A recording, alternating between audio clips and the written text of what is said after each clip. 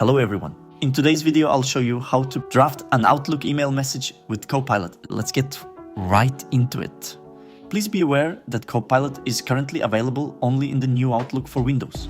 If you're unable to use the new Outlook, consult with your IT administrator or refer to the Enable or Disable Access to the new Outlook for Windows guide. 1. In Outlook, select Home New Mail. 2. To start a new message, select the Copilot icon from the toolbar. 3. Select Draft with Copilot from the drop-down menu. 4. In the Copilot box, type your prompt. 5. Select Generate options to choose your desired length and tone. 6. When finished, select Generate. Copilot will draft a message for you. 7. Review the message. If it's not quite what you want, choose Regenerate Draft and Copilot will create a new version. 8. To start over, change your prompt and select Generate again.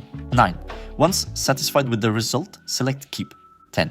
Edit the draft as needed and then select Send. That's it. Thank you for watching and remember to subscribe.